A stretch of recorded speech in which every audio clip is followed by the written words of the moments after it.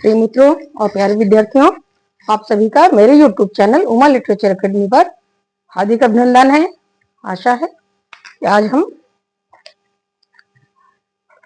प्राचीन इतिहास की जो भारतीय अवधारणा है, जो कॉन्सेप्ट है इतिहास का, उसे जानने का प्रयास करेंगे।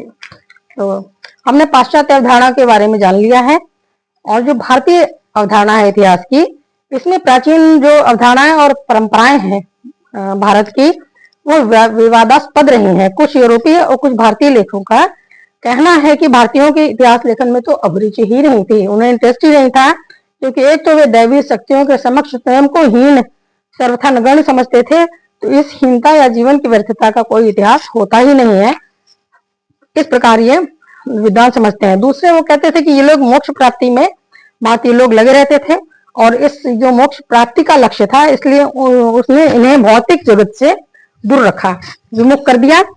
इसके अतिरिक्त भारतीयों के मन में कालबोधता अर्थात टाइमिंग, समय, जो इतिहास का मूलाधार है, वह गौण तत्व था। तो इस आधार पर ये कहते हैं कि भारतीयों की उन्होंने आलोचना की और कहा कि उन्हें इतिहास लिखने की समझ नहीं थी, इतिहास लिखने का ज्ञान नहीं था। परंतु इस आलोचना के का विरोध भी किया जा सकता है, उसका उत्तर दिया जा सकता है कि प्राचीन भारतीय न तो जीवन से विमुख थे और न ही पारलौकिक विचार ने उन्हें विमुख होने दिया जीवन से, कि उन्होंने अगर परलोक की कल्पना की है तो वो जीवन से कट गए हों, ऐसा कुछ नहीं था।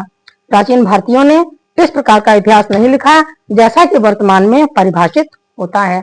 वस्तुतः भारतीयों के इतिहास लेखन की विशिष्ट अवधारणा थी और उसी के संदर्भ में प्राचीन इतिहास लेखन का मूल्यांकन किया जाना चाहिए। इसी प्रकार कर्म के सिद्धांत को भी भाग्यवाद से संबंध स्थापित करना भी अत्यंत भ्रामक अवधारणा है। भारतीय चिंतन में इतिहास का निर्माण कुछ जनों या महान व्यक्तियों द्वारा होता है। अवतारवाद के सिद्धांत से, यदि जो विष्णु के दशावतार हैं, इस सिद्धांत से यदि धर्म की दृष्टि को हटा लिया जाए, पृथक कर दिया जाए, तो विविध अवतारों को हम महान व्यक्तियों के रूप में देख सकते हैं। और इस सिद्धांत में एक और निहितार्थ भी छुपा है कि अवतारी व्यक्ति सदैव दुष्टता के प्रतीक को नष्ट करता है, अर्थात बुराई पर हमेशा अच्छाई की विजय होती है। तो इस प्रकार हम देखते हैं कि अच्छे और बुरे दोनों प्रकार के तत्व हर युग में होते चले आए हैं और ये इसका संघर्ष ही इतिहास बनाता है। इतिहास में इस प्रकार विरोधी शक्तियों का द्वैध आवश्यक है, जिसके बिना इतिहास के विकास की परिकल्पना नहीं की जा सकती है।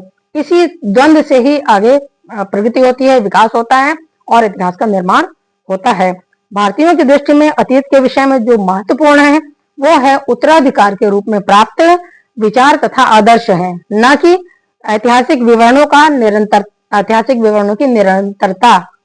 तो भारतीयों का जो क्या है विचार, वो विचार या मूल्य को बहुत ज्यादा भारत में महत्व दिया जाता था प्राचीन काल से ही, और यह मूल्यों की बात ही है। वस्तुतः किसी समाज या संस्कृति में वे ही बातें सुरक्षित रखी जाती हैं जिन्हें वह अपने लिए आवश्यक तथा मूल्यवान समझता है। भारत में अर्थ या भौतिक शक्ति को सर्वोपरि मूल्य कभी नहीं माना गया। उसकी मूल्य शक्ति आत्मोत्कर्ष में निहित है, अर्थात पर्सनालिटी के उच्च बनाने में, आत्मा के उत्कर्ष में, नैतिक नियमों का पालन करने में भारतीयों की दृष्टि सदैव रही है, न कि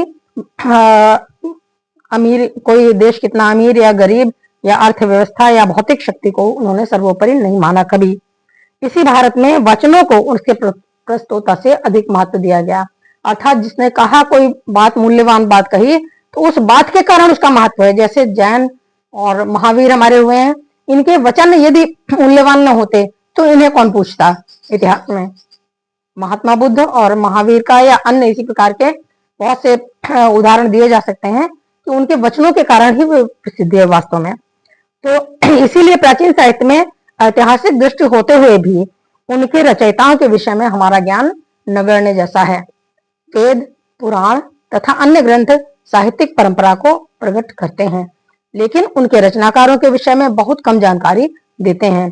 फिर भी इस साहित्य में उल्लिखित अनेक सूत्र इस बात को सिद्ध करते हैं कि प्राचीन भारत में इतिहास लेखन की परंपरा विद्यमान थी। ज्ञान की इस शाखा को इतिहास वेद कहा जाता है। कौटिल्य के अनुसार 3 वेद को त्रयी कहते हैं, जिसमें ऋग्वेद, यजुर्वेद और सामवेद को का शामिल है तथा इतिहास वेद के साथ ये सभी वेद कहे जाते हैं। इतिहास के अंतर्गत पुराण आते हैं, इतिवृत्त आते हैं, कथाएं या आख्यायिकाएं आती हैं और शिक्षा प्रद दृष्टांत जिन्हें उदाहरणों के रूप में कहा बताया गया है तथा धर्मशास्त्र और अर्थशास्त्र, इन सभी को सम्मिलित किया गया है। ब्राह्मण युग में पुराणों ने निश्चित इतिहास स्वरूप ग्रहण कर लिया था। यज्ञ के अवसर पर उनमें दिए गए विवरणों का श्रवण किया जाता था, सुना जाता था और अर्थशास्त्र में राजकीय विवरणों की सूची दी गई है और उसके लेखन से संबद्ध अधिकारी इसी के साक्षी हैं कि प्राचीन भारत में इतिहास लेखन की परंपरा का अभाव नहीं था, विद्यमान थी। दूसरी बात है यह कि उस समय के तत्संबंधी ग्रंथ हमें उपलब्ध नहीं है। इस विषय में प्राचीन भारतीय इतिहास लेखन को 4 वर्गों में विभाजित किया जा सकता है। धार्मिक कथाओं तथा पुराण कथाओं के रूप में इतिहास, दूसरा है शासन वंशीय प्रलेखों के रूप में इतिहास, तीसरा है जीवन चरित्र के रूप में इतिहास और चौथा इतिवृत्त के रूप में इतिहास।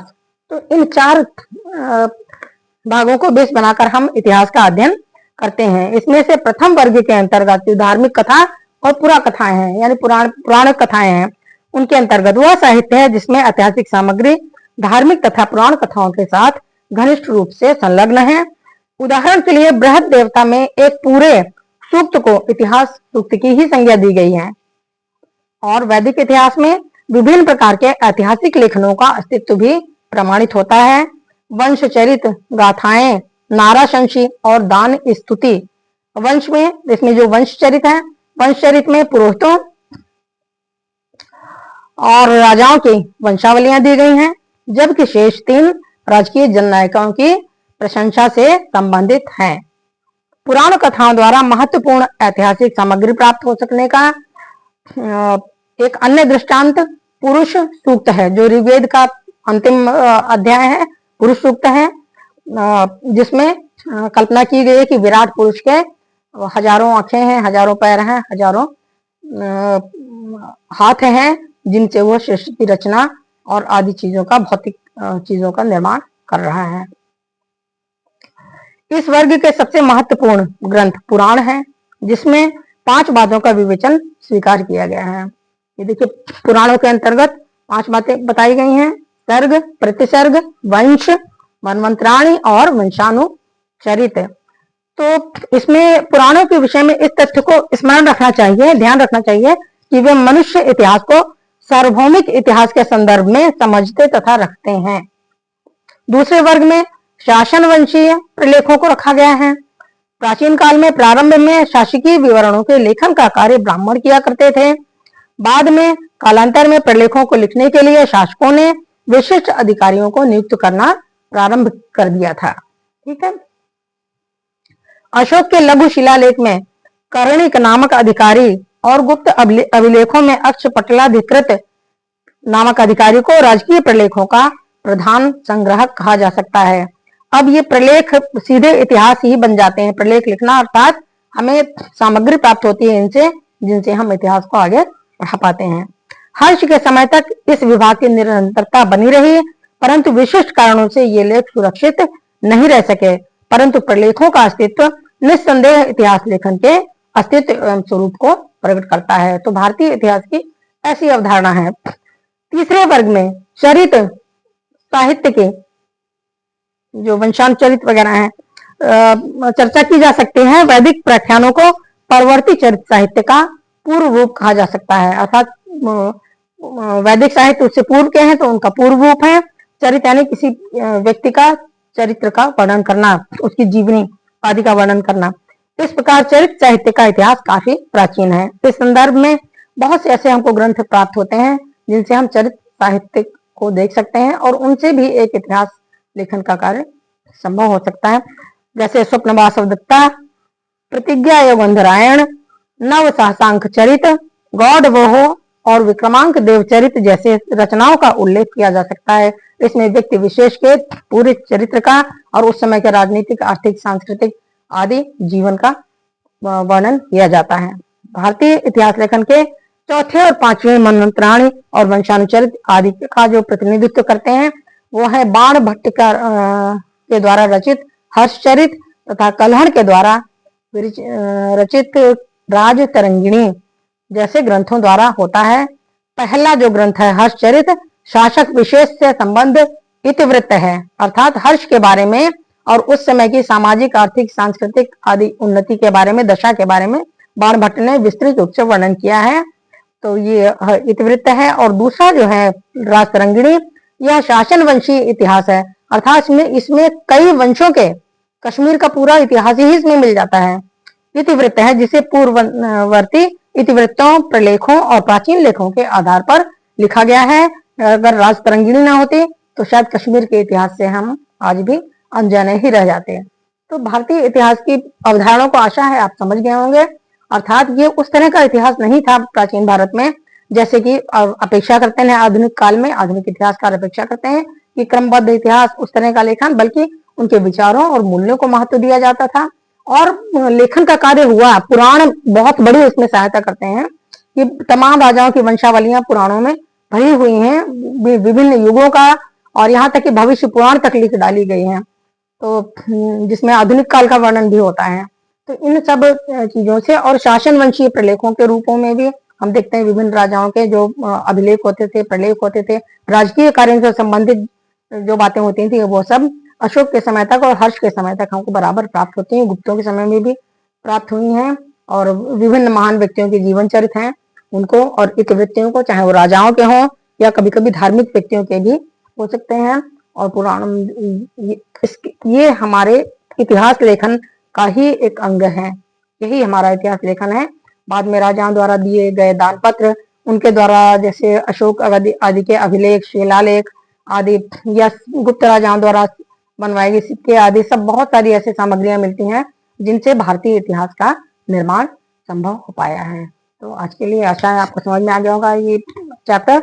बहुत बहुत धन्यवाद।